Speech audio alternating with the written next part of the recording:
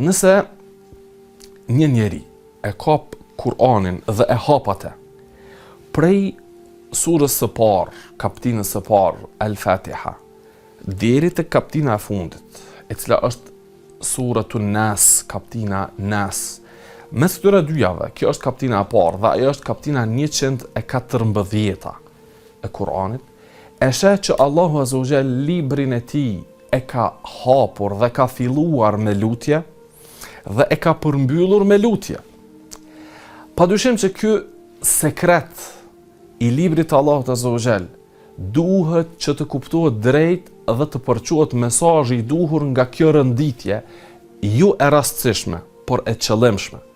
Se Allahu Azza wa Jall në fillim kur e hap librin e tij me suratul Fatiha hapsën, fillon duke përmend se robërit të cilët fillojnë të ndjekin këtë rrugë dhe t'i marrin udhëzimet nga ky libër që është burim i udhëzimit, këta kanë nevojë që ta kuptojnë se duaja duhet të jetë fillimi i udhëtimit tyre drejt Allahut Azza wa Jall.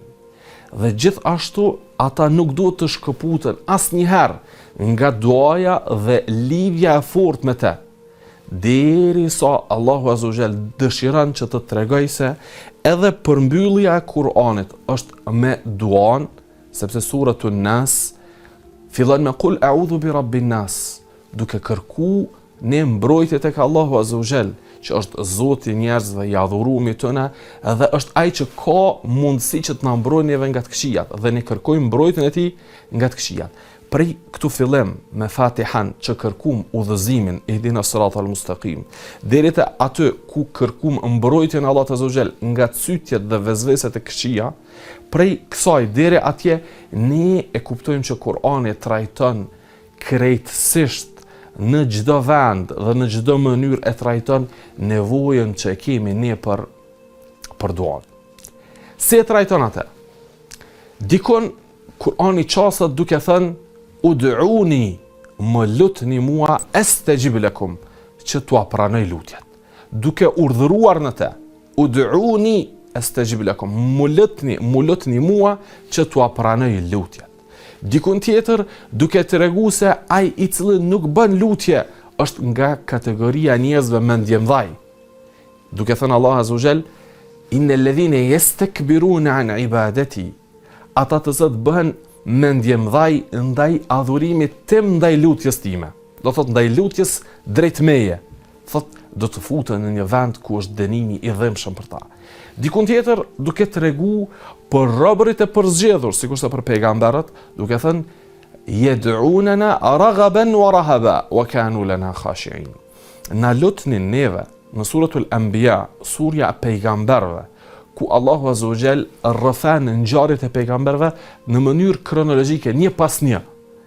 Dhe sprovat e tyre dhe lutjet e tyre, sprovat e tyre dhe lutjet e tyre.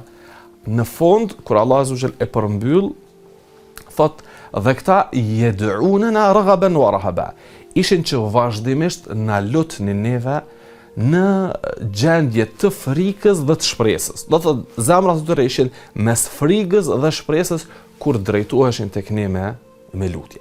Dhe e shohim që Allahu Azza wa Jall pos pejgamberëve, kur i lavdron edhe njerëzit e mirë, të cilët i japin përparësi kënaqësisë së Allahut Azza wa Jall ndaj kënaqësive të tyre, sidomos kënaqësive që kanë të bëjnë me anën fizike.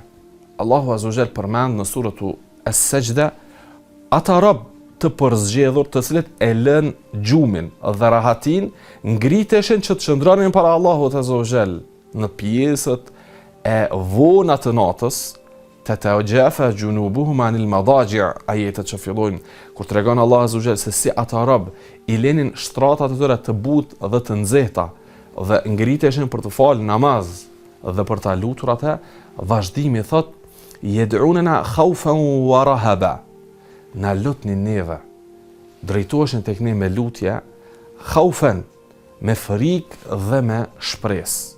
Pastaj Allahu Azza wa Jall përmend çfarë shpërblimi ka përgatitur për ta, fala ta'lamu nafsun ma ukhfiya lahum min qurrati a'yun jazaan bima kanu ya'malun.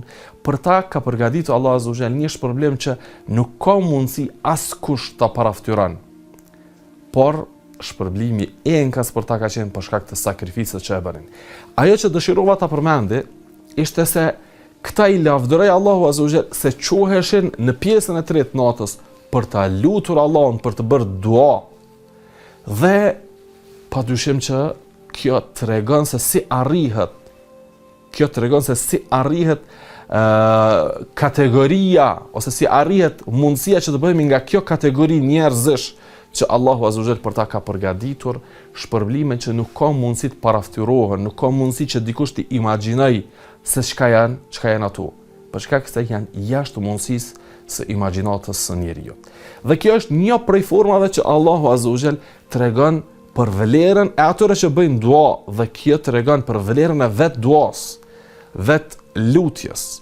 Ata që më së shumti e njehnin Allahun Azza wa Jall në formën më të duhur dhe më të përsosur dhe me më shumë ilm, dituri, ata më së shumti ishin të lidhur me duan.